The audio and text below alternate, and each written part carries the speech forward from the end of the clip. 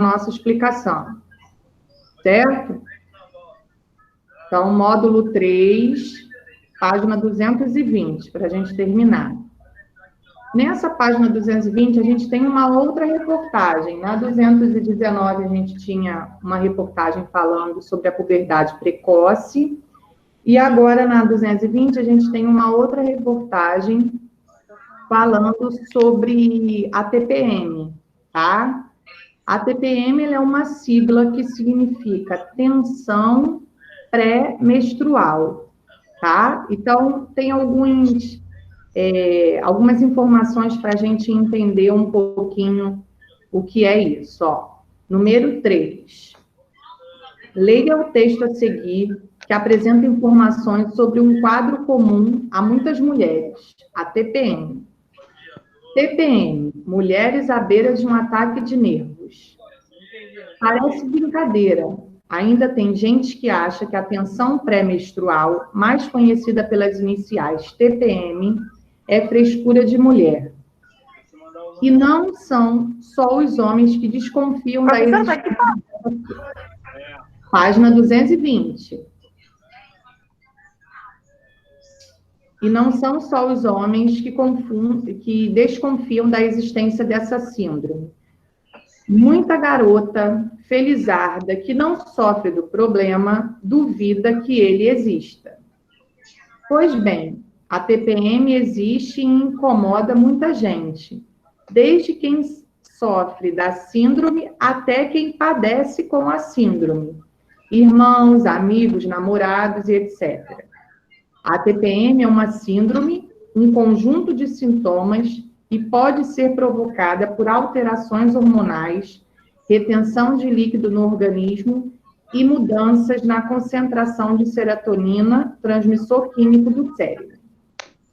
Os sintomas mais comuns da TPM são sensibilidade nos seios, dor de cabeça, má digestão, inchaços, cansaço, irritação, dificuldade de concentração, mau humor, tristeza e choro sem motivo. Então, todos esses sintomas a mulher sente antes do período da menstruação, tá? Então, ó, tensão pré-menstrual. Antes dela ficar menstruada, ela começa a sentir todos esses sintomas aí. Algumas, né? Não são todas as mulheres, algumas.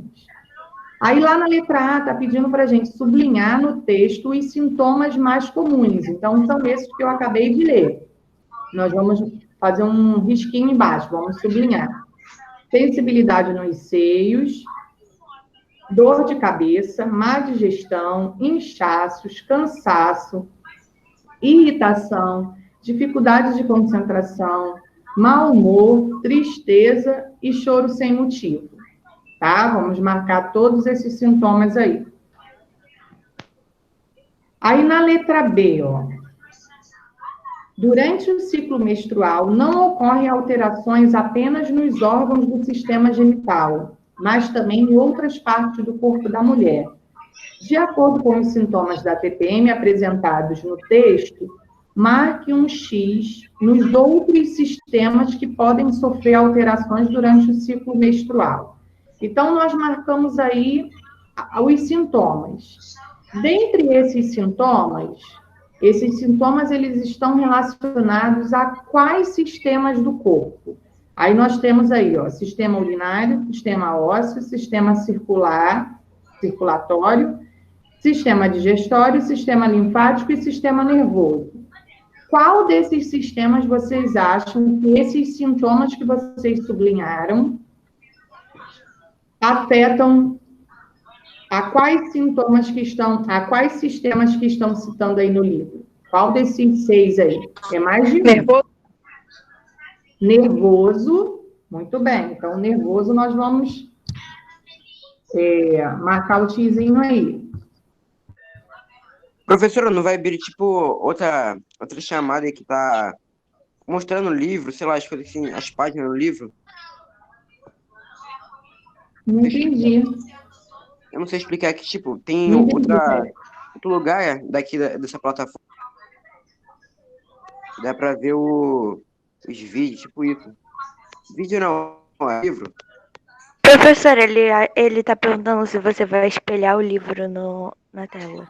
Ah, sim, entendi. Olha só, hoje Qual foi, Leandro? Me eu mutou? no celular, eu gravo a aula pelo celular. No celular não tem como fazer isso, tá? Só quando a gente faz a aula pelo computador. E hoje eu não estou fazendo a minha aula pelo celular porque deu um problema na configuração do meu celular, que eu não estou conseguindo entrar como professora pelo celular. Aí eu no computador, mas hoje eu estou no computador como aluna, igual a vocês. O tio Gilbert é que teve que permitir a minha entrada. Então, eu não tenho como usar nenhum recurso do computador, porque eu estou como aluno igual a vocês. Embora eu esteja dando a aula, mas eu entrei com aquele link que vocês entram lá na plataforma. Eu não entrei com o link de professor, um outro link. Entendeu? Mas então, tem como a gente apresentar. Oi? Tem como a gente, aluno, apresentar. Não, sim, mas aí eu tenho que baixar o livro. Eu não estou com o livro no computador, entendeu? Porque eu não usava o computador para isso. Eu sempre fiz pelo celular. Então, hoje eu não tenho o livro no meu computador. Isso tem que fazer antes, entendeu? A gente tem que baixar o livro antes para poder utilizar, entendeu? Aí por isso que não dá para eu colocar. Bom, então, Leandra falou nervoso. Tem mais dois, ó. Falou aí. Urinário? Má digestão. E falou também, ó, inchaço, tá? Esses dois sintomas, eles estão associados a que tipo de sistema? Nós estamos na página 220, digestório, muito bem.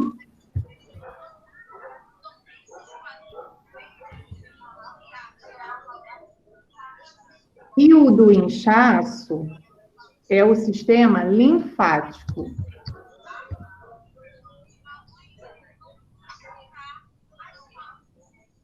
Então, são os três sistemas da segunda coluna que nós vamos marcar, tá? Sistema digestório, sistema linfático e sistema nervoso, certo? Vamos marcar esses três. Então, dor de cabeça, irritação, isso tudo tem a ver com o sistema nervoso. Aí, na má digestão e o inchaço, a má digestão digestório e o inchaço linfático. Os outros não tem nada a ver.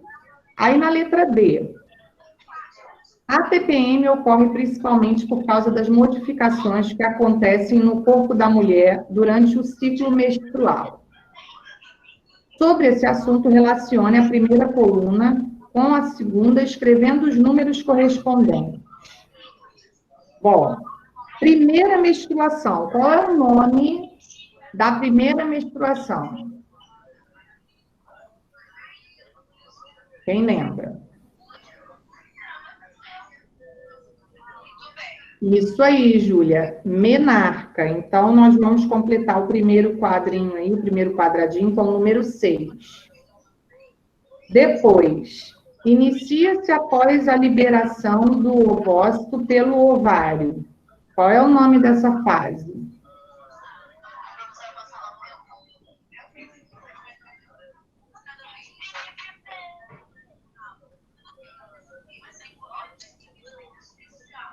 Essa fase é chamada de pós-ovulatória, número 4. Tá? Inicia-se com o fim da menstruação. É a fase pré-ovulatória, número 1.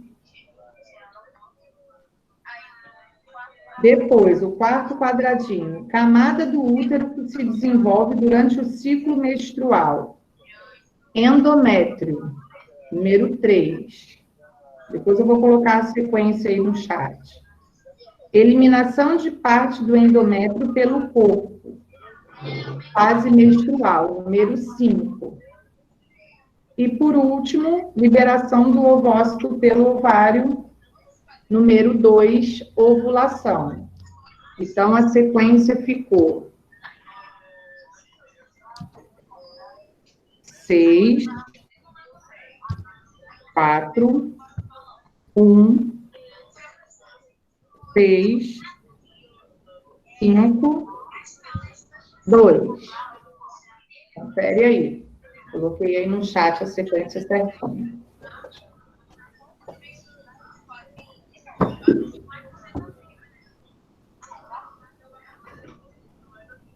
Aí agora nós vamos dar continuidade à nossa matéria, tá?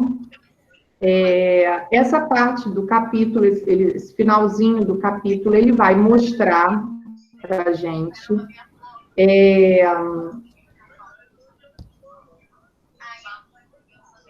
toda a formação, o que acontece na gestação, tá? O que acontece no corpo da mulher e o que acontece no corpinho do embrião ou do feto, tá? A gente vai ver quais são as etapas pelo qual eles passam, tanto a mulher quanto o ser que está sendo gerado. Mas antes da gente ver essa parte, o livro, na página 221, ele comenta sobre duas palavrinhas que têm a ver com o nosso conteúdo, que é sexo e sexualidade, tá? Alguém quer fazer alguma pergunta? Não, né? Bom, e aí, essas palavrinhas, elas andam juntas. Elas não têm o mesmo significado, tá? Mas elas são próximas. Aí o livro pede para a gente discutir justamente sobre essas duas palavrinhas, tá?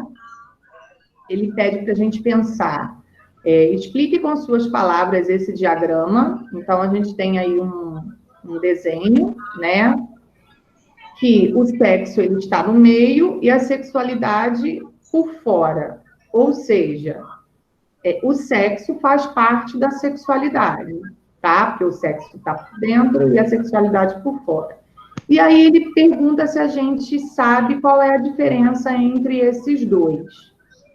O sexo, ele está relacionado diretamente com o ato sexual, tá? A sexualidade, não. A sexualidade é todo um conjunto, tá? Tudo que aborda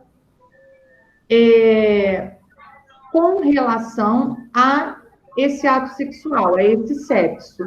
Então, tudo que tem a ver, que lembra, né, essa prática, vai ser sexualidade. Então, por exemplo, quando a gente tem um respeito por uma pessoa, né, isso tem a ver com a sexualidade. O respeito, ele tem a ver. Quando a gente tem algumas atitudes, né, de carinho, de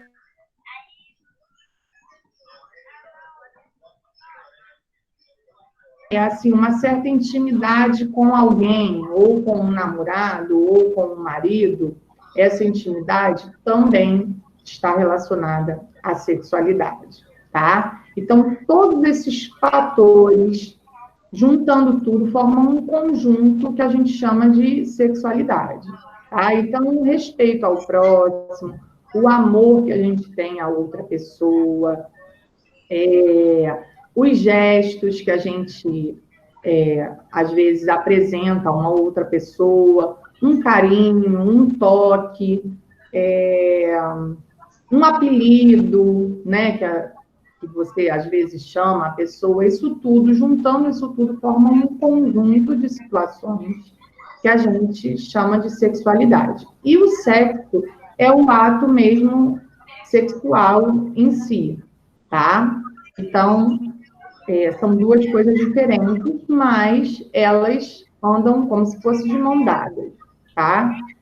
Outro assunto também que essa página aborda é sobre o respeito e a tolerância, né? A gente sabe que, hoje em dia, muitas pessoas não respeitam uma outra pessoa que pensa diferente dela, ou que tenha atitudes diferentes da dela, né? E a gente sabe que, se a gente quer ser respeitado, a gente tem que respeitar. Para a gente ser respeitado, a gente tem que dar o respeito, né? Então, esse textinho aí da página 221, ele fala exatamente sobre isso. Não só sobre a parte sexual, não, tá? De você respeitar a parte sexual do outro, não. Mas uma religião, uma crença, né? Porque hoje em dia, cada um tem o seu pensamento, tem as suas crenças, tem a sua religiosidade, e a gente tem que aprender a respeitar isso. A gente não precisa concordar, mas a gente precisa respeitar, tá? Porque todos nós somos iguais, mas pensamos de forma diferente e às vezes agimos de forma diferente. Gostamos de coisas diferentes. Então, não é porque eu gosto do amarelo que eu vou ser diferente. A pessoa vai ter que me respeitar. Eu gostando de amarelo, eu vou ter que respeitar a outra gostando de rosa, e assim sucessivamente. Tá? Então, esse textinho ele vai falar sobre isso. Alguém quer ler ele para mim? Esse verdinho, esse textinho verde?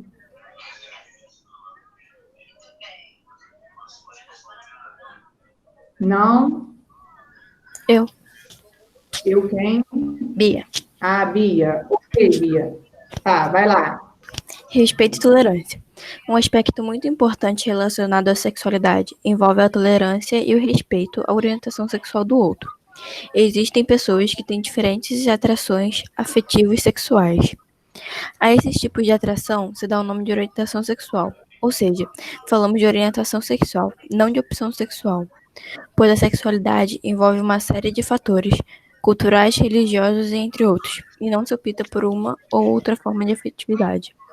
Não se deve discriminar pessoas de diferentes etnias, crenças, culturas ou gêneros, homem ou mulher. Pessoas altas ou baixas, gordas ou magras, ricas ou pobres, com ou sem deficiência, e o mesmo vale para a sexualidade. Assim, a homofobia, que é a aversão a pessoas não heterossexuais, não se justifica da mesma forma que qualquer outro ato discriminatório que possa gerar violência. Ok, Bia. Pedro, estamos na 221. Bia acabou de ler o texto da página 221. Então, olha só, tá vendo? Ele citou nesse texto aí várias situações que a gente tem que aprender a respeitar, tá? Que hoje em dia está bem complicado isso. Às vezes a gente até repara em vocês mesmos algumas brincadeirinhas que, às vezes, quando a gente percebe, a gente sempre chama a atenção, né?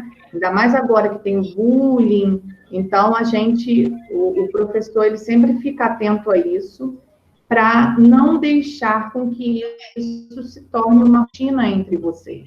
Então, não é porque a gente é mais magrinho ou porque a gente é mais gordinho que a gente é motivo de alguém brincar com a gente, tá? Então, a gente tem que aprender, faz parte do ser humano isso, e isso é muito difícil, não vou dizer para vocês que isso é fácil, mas a gente tem que aprender a respeitar o outro, até porque todos nós somos iguais, funcionamos da mesma maneira. A parte de fora é como se fosse só uma casca. O que vale é o que está por dentro, o funcionamento que está acontecendo por dentro. Então, nós todos somos iguais, funcionamos da mesma maneira, né? Falando cientificamente.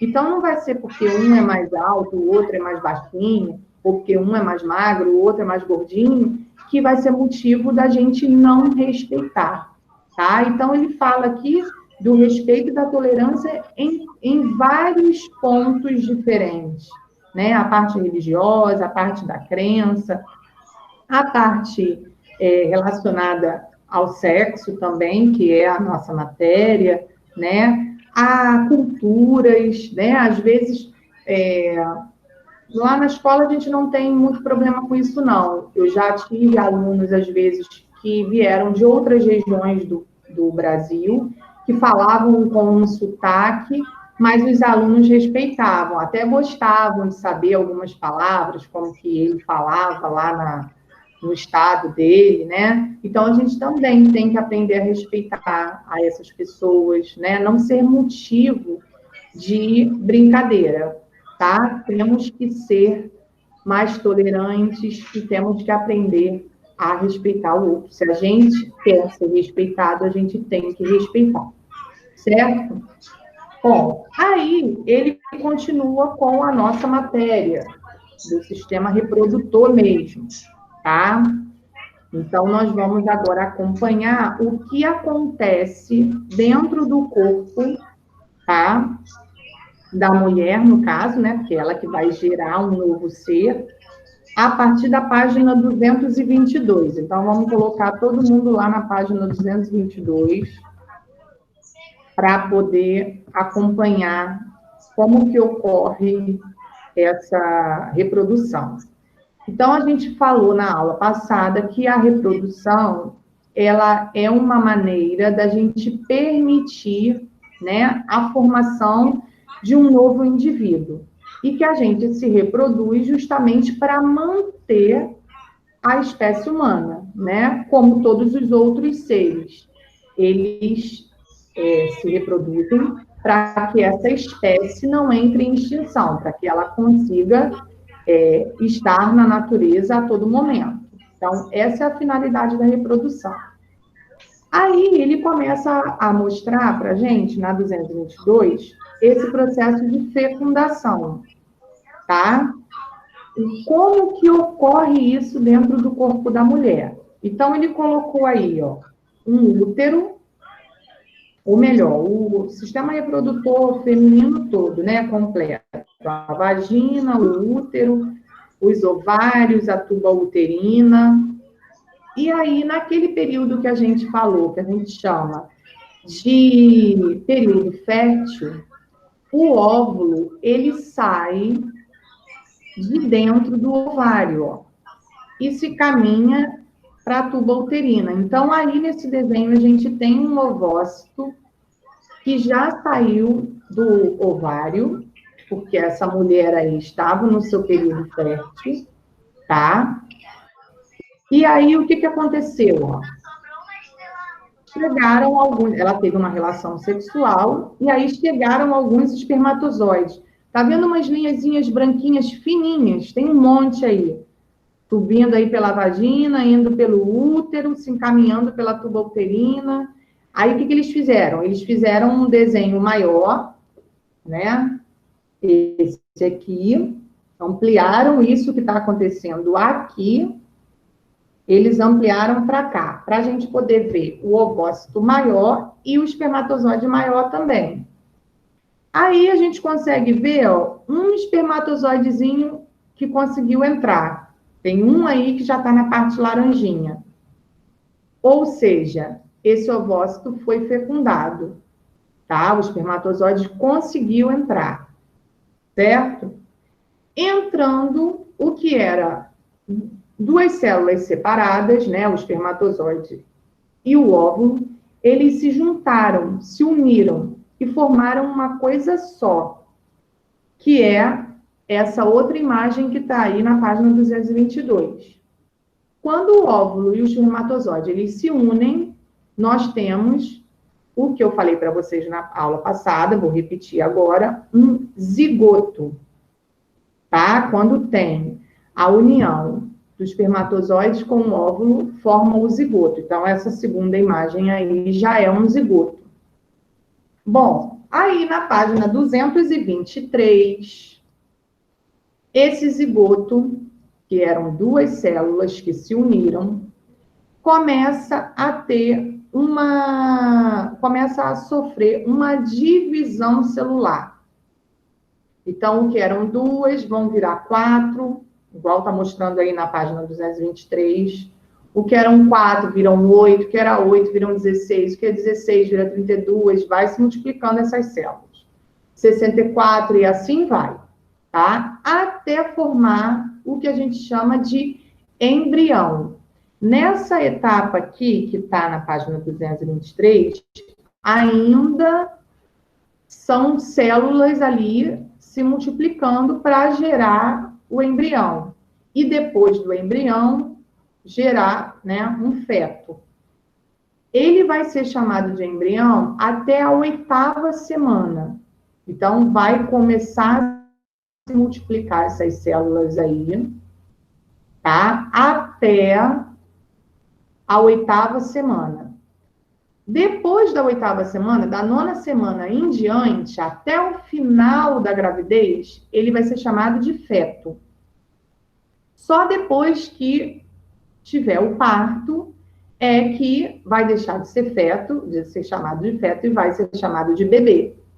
A gente só chama de bebê no nascimento, tá? Enquanto ele estiver na barriga da mãe, da 1ª semana até a 8ª é embrião, da 9ª até a 40ª, que pode durar 40 semanas, né? Até a 40ª a gente vai chamar de feto, certo? Então, aqui, nessa página 223, já começa o processo de gestação. Então, aqui, ó, já tem aí na primeira figura, da primeira para a segunda, mais ou menos aí um dia e meio, tá? Depois do processo de fecundação. O processo de fecundação a gente viu na página 222. Aí, aqui na 223, já está fecundado o óvulo e o espermatozoide, e já está acontecendo essa divisão celular. Já está aumentando a quantidade de células, certo? Aí, o que o livro fez? Ó, ele fez um desenho, novamente, do sistema reprodutor feminino, e mostrando, ó, as etapas pelo qual acontecem essas divisões. Então, a primeira bolinha, ó, essa parte aqui, aqui de baixo, ó, a primeira bolinha. A gente tem aí o ovócito, que é só a célula feminina. Aí, na segunda, a gente tem o ovócito e um monte de espermatozoide em volta, ó, tentando entrar. Na terceira bolinha, ele já conseguiu entrar, então aí já tem 2 células, o espermatozoide e o ovário, então já é o zigoto. E aí ele começa a divisão celular, ó. Já está aparecendo várias célulazinhas, tá? E a última bolinha já está mostrando, ó, o embrião coladinho lá na parede do útero. Ele se fixa na parede do útero, para ele começar a crescer e virar um feto, tá? Então, ele estava, ó, na tuba uterina esperando o espermatozoide. Quando ele foi fecundado, ó, ele começou a andar pela tuba uterina, tá? E as bolinhas andando até parar lá no útero. Tá? Na parede do útero, né? Que é o endométrio, essa parede aí. Tá? Então, se fixou ali, dali ele vai começar a crescer. Certo? Alguma pergunta até aqui?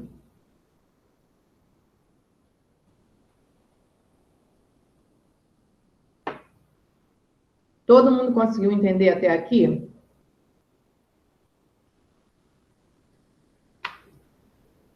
Bom, ok, Júlia. Então, agora a gente vai abrir o livro com as 2 páginas, a 224 e a 225, tá? Para a gente ter uma noção de como que acontece essas transformações, tá? Bom, então, com a página assim, para a gente analisar tudo, a gente começa a perceber as mudanças que ocorrem durante a gestação, tanto com o corpo da mãe, quanto com o corpo do embrião, depois do feto, até chegar ao bebê, tá? Toda essa transformação aí, que é chamada de gestação, ela vai levar mais ou menos de 38 a 40 semanas, que é o ponto em que o bebê está pronto para nascer, né? A partir de 36 semanas, o bebê ele já pode nascer sem risco nenhum, tá? Porque ele já está todo formado.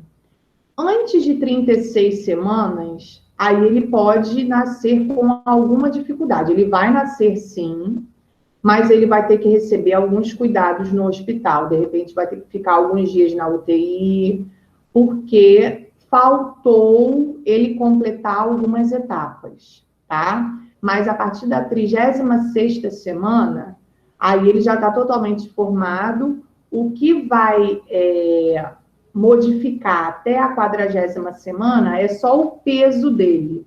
Ele vai aumentar um pouquinho mais de peso se ele continuar dentro da barriga da mãe. Mas com 36 semanas ele já está todo formadinho e já pode nascer sem problema nenhum, tá? Bom, então vamos lá. O que tem aí na página 224? Ó, a gente já tem uma mulher já nesse processo de gestação, ela já está grávida. Então, ó, tá mostrando o feto, aí já é feto, já saiu do estágio de embrião. O estágio de embrião é o da foto anterior, tá? Então, nessa segunda imagem, na imagem B, a imagem A está mostrando o processo que ocorreu da fecundação até chegar lá no útero, que é o estágio de embrião, estágio embrionário. Na B, ela já está com ele dentro do útero e esse embrião já virou um feto, já está lá pequenininho, tá? E aí ele aumenta, né? Ela faz essa imagem maior para a gente poder ver o que tem ali, tá? Então, o feto ele não está sozinho, ele é acompanhado de algumas estruturas. Que estruturas são essas, ó? O número 1 é o cordão umbilical. Então, ele vai estar lá conectado com o corpo da mãe através do cordão umbilical. Então, é através do cordão umbilical que ele vai receber alimento e oxigênio, tá? Depois, no número 2, ó, a gente tem o córeo. Essa estrutura é uma estrutura também que vai auxiliar nas trocas gasosas, nas trocas de gases que ele faz dentro da barriga da mãe. O número 3, ó, é o saco vitelino, tá? Que é uma estrutura importante com relação à parte de nutrientes. Também é muito importante, igual a placenta. No 4, ó, é a placenta, essa rosinha, tá? Então, ele vai trocar com a mãe nutriente e gases respiratórios, que é o oxigênio que ele precisa para respirar. E o número 5 é essa linha vermelhinha, que é chamado de âmnion, que vai proteger, né, essa parte aí do feto, né, ela que protege. Tá? Então, vai ter presença ali de alguns líquidos, né, que é o que a gente chama de bolsa. Quando a bolsa estoura, é essa parte aí, tá? Aí, na página 225, tem a letra C, ó. Na letra C, aqui na letra B, ela devia estar mais ou menos com umas 9 semanas, tá? Porque já saiu da fase embrionária, a fase embrionária é até a 8ª. Na letra B, já deve estar entre a 9ª e a 10ª semana de gestação. Na letra C, está com 12 semanas, ó. Aí ele já está um pouquinho maior, tá? O que com 12 semanas o feto já apresenta? Ó, os olhos estão terminando de se formar, os membros estão completamente formados e as unhas começam a se desenvolver. Nessa semana, a gente também já consegue ouvir o coraçãozinho do feto, tá? O batimento dele. Então, se a mulher fizer uma ultrassonografia com 12 semanas, ela já consegue ouvir o batimento cardíaco, tá? Antes disso, não.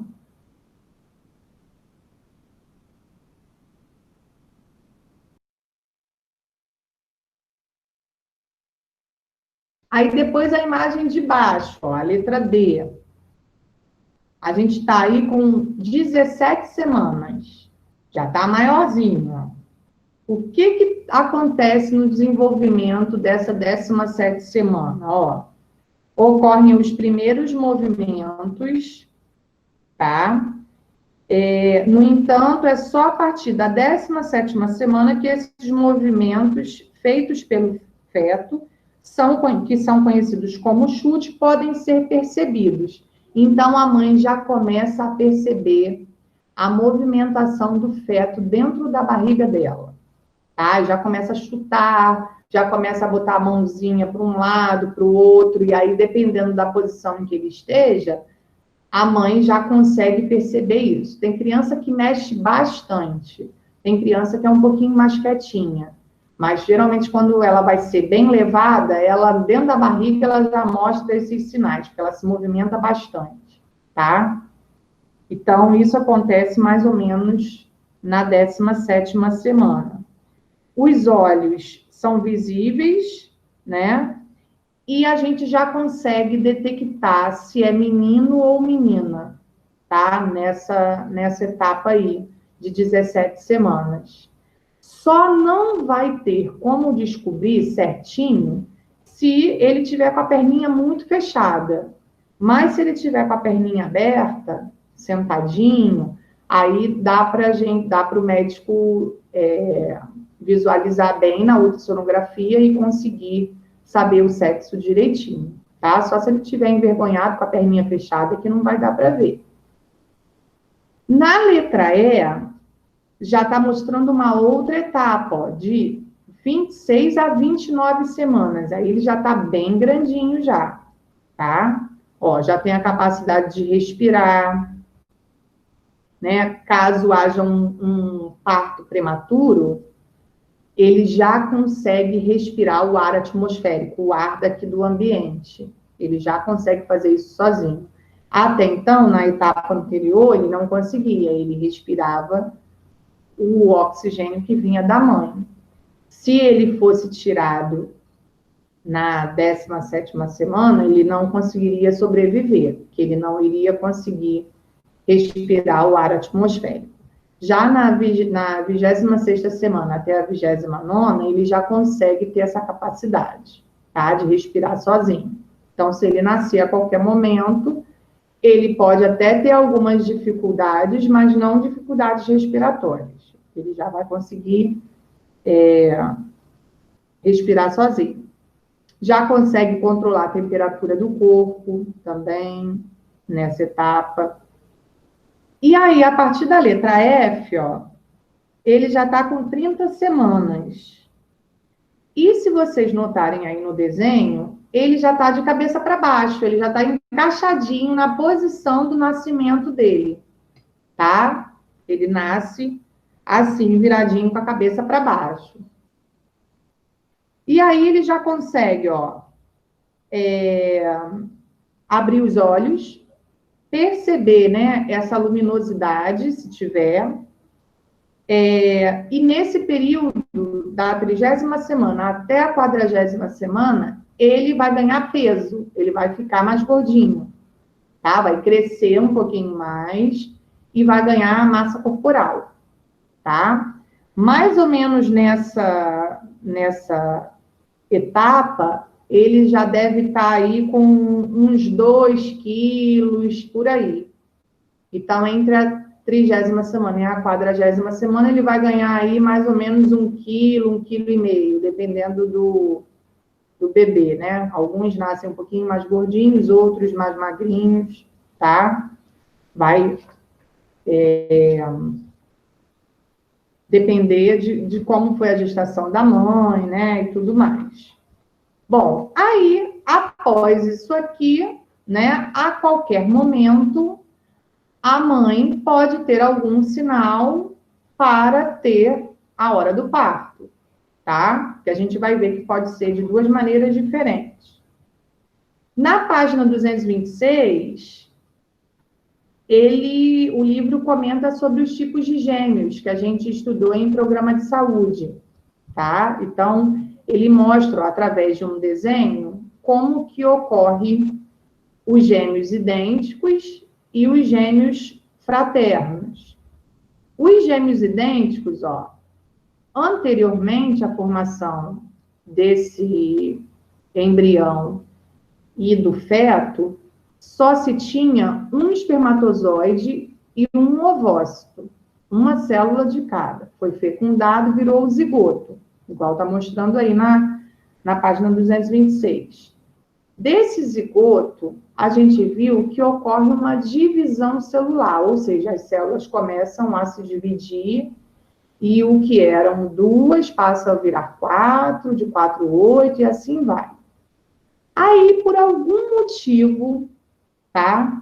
Em vez dessas células elas se dividirem e ficarem unidas para formar um embrião só, elas vão se dividindo e se separam em 2 bolinhos iguais, igual está mostrando aí, ó, embriões em desenvolvimento.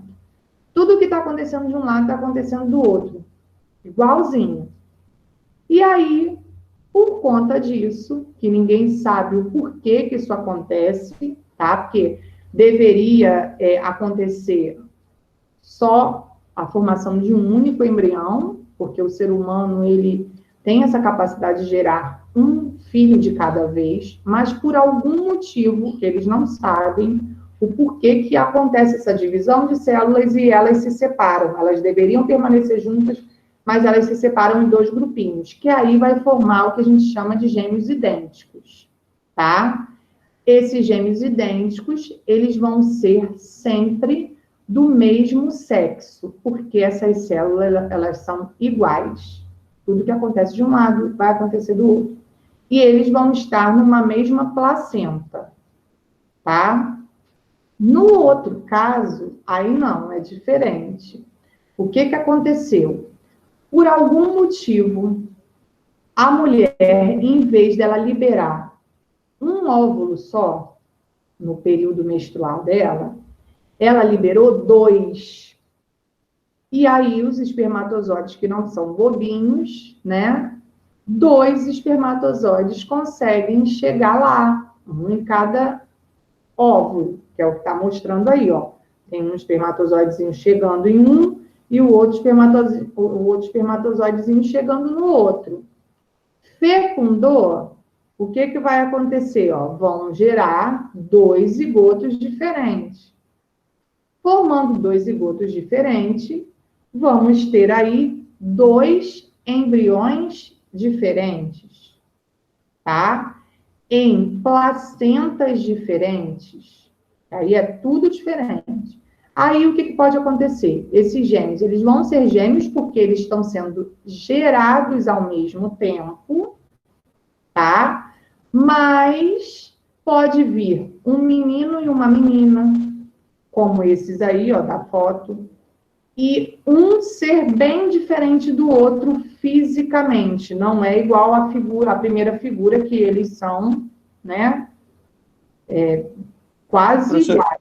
Um é só um pouquinho, o rostinho mais larguinho, mais fininho. Oi, Nicolas. Eu não sei se é verdade, mas tem como 2 gêmeos idênticos nascer, tipo, com a costa colada uma na outra? Sim, Assim, tem sim. Tem. Aí a gente chama de gêmeos idênticos siameses, né? Porque eles nascem com alguma parte do corpo colado, tá? Então, tem sim. Até semana passada eu estava vendo uma reportagem no jornal e um médico neurocirurgião, acho que foi sexta-feira passada, se eu não me engano. Ele era um médico neurocirurgião e ele morreu de Covid. E ele era um médico muito famoso aqui no Brasil, porque ele fez uma divisão do crânio de 2 gêmeas siamesas, que elas eram coladas pela cabeça, há um tempo atrás. Não sei se foi ano passado ou se foi ano retrasado. Ele fez essa cirurgia com um outro médico lá de fora, né?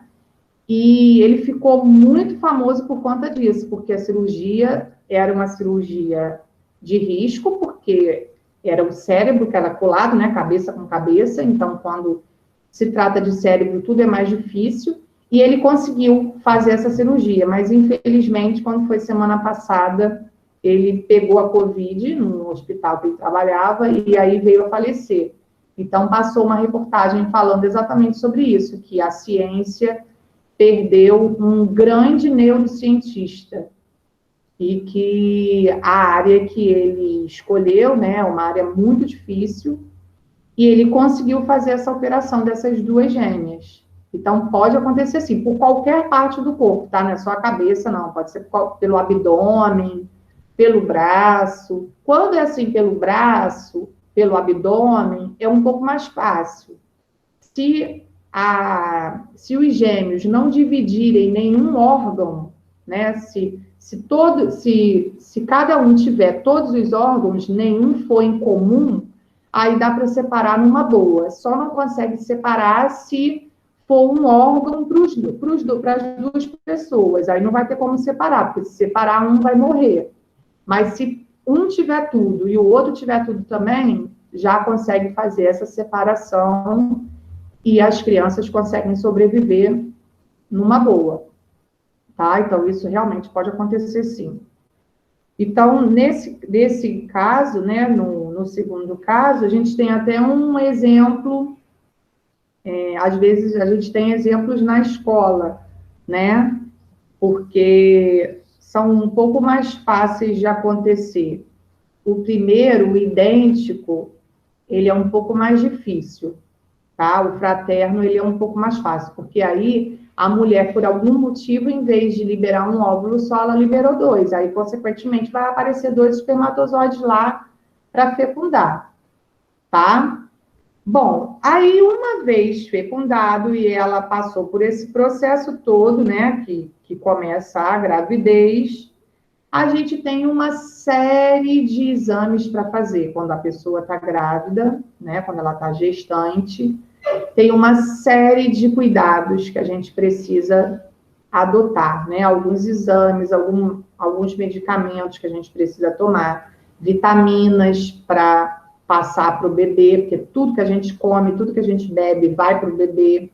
Então, existe um conjunto de cuidados. Esse conjunto de cuidados é chamado de pré-natal, tá? Então, você vai ao médico todo mês, tem consulta mensal para acompanhar o desenvolvimento desse embrião e, posteriormente, do feto, até o nascimento, tá? Então, quanto mais próximo vai chegando do nascimento, essas consultas, elas ficam mais frequentes, porque aí o médico tem que examinar mais vezes a barriga, né, da mulher para ver como que o feto está ali, se está tudo bem, batimento, as ultrassonografias para verificar tamanho, peso, a formação dos órgãos, isso tudo dá para ver, tá? E é chamado de pré-natal, esse acompanhamento.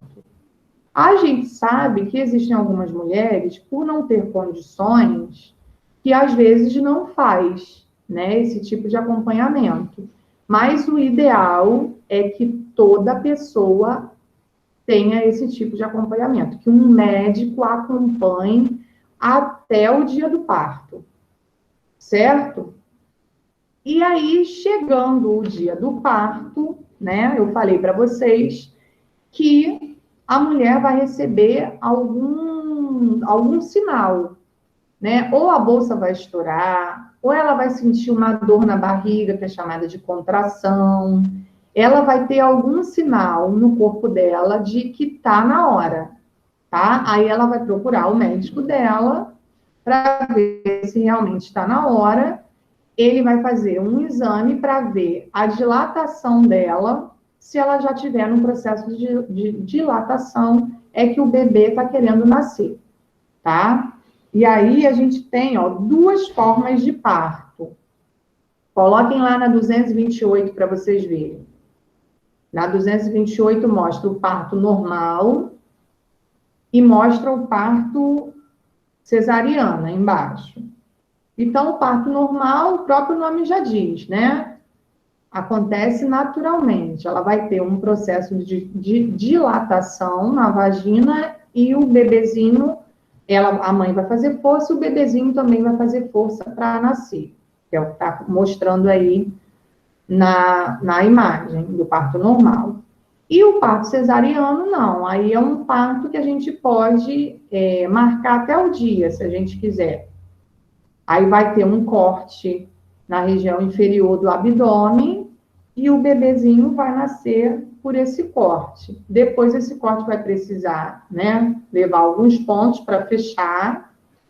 A mulher vai ficar mais ou menos uns 7 a 10 dias com esse ponto, e aí depois vai tirar o ponto, já vai estar lá a pele toda cicatrizada, toda fechadinha, tá? É mais ou menos assim que acontece, certo? Bom, e aí a última parte desse capítulo fala sobre a amamentação, que a gente comentou lá no início do capítulo, né, quando mostrou a parte das mamas, que é um processo natural, né, que ocorre com todas as mulheres que estão gestantes.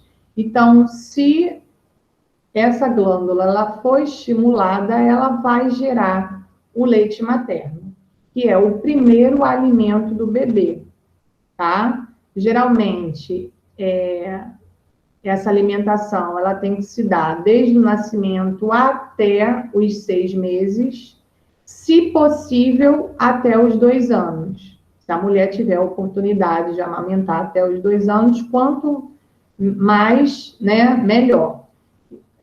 Se ela tiver essa oportunidade, se ela tiver como ficar em casa para amamentar, melhor ainda. Se ela não tiver, pelo menos que ela amamente até os 6 meses de idade, tá? Que aí já vai ser também muito importante para o bebê, tá? É o primeiro alimento que ele recebe. Se ela não conseguir, aí vai ter que dar o leite comum, né? O leite em pó, tá? Que é o primeiro alimento do bebê, é o leite. Ele só vai se alimentar de leite nesses primeiros meses. Aí depois já começa uma alimentação que a gente vai introduzindo aos poucos, né? Frutinha, papinha, vai introduzindo aos poucos para ele ir adquirindo um paladar diferenciado, certo? Alguma pergunta sobre isso? Algum comentário?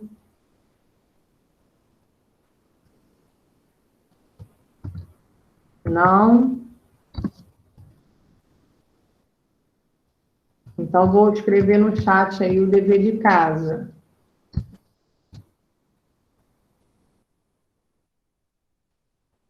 Vocês vão fazer da 231 até a 235. A próxima aula. Aí, na próxima aula, a gente corrige essas páginas, tá?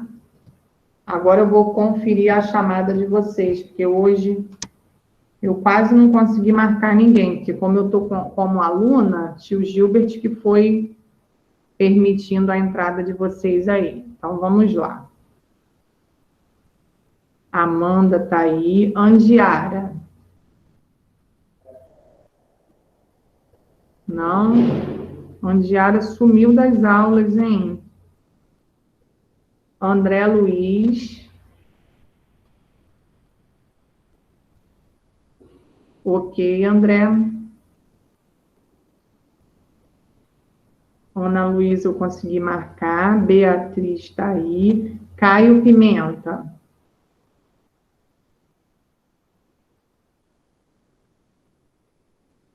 Não. Camille.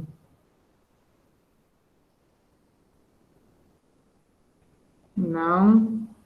Davi está aí. Iago. Iago está também, né? Ok, Iago. Isabelle Teixeira. Isabelle está também, não tá, Isabelle?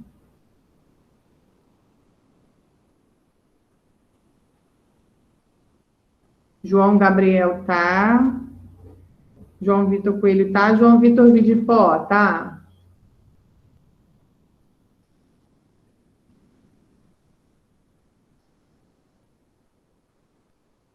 Não. Júlia Marinho tá. Júlia Passelli também. Leandra também. Leilane tá. Lohan.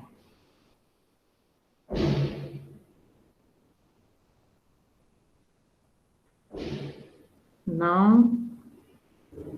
Maria Eduarda.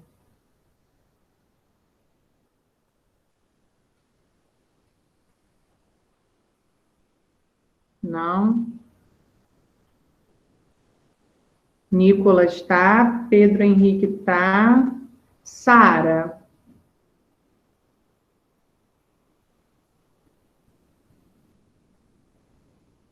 Sara tá aí, gente?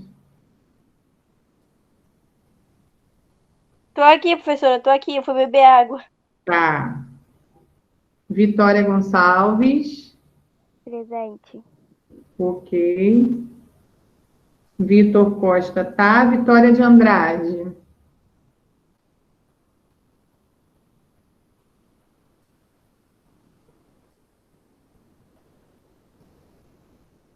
Não. Igor. Também não, né? Ok. Então vamos esperar só. Agora é o Exley que vocês vão ter? Professora, você marcou presença no meu nome? Marquei, Nicolas, marquei. O seu eu já tinha marcado.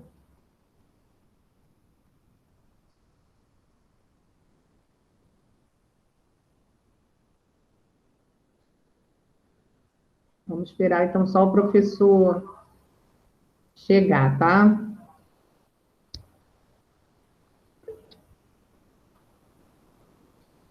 Coloquei, Pedro. Marquei presença para você, sim.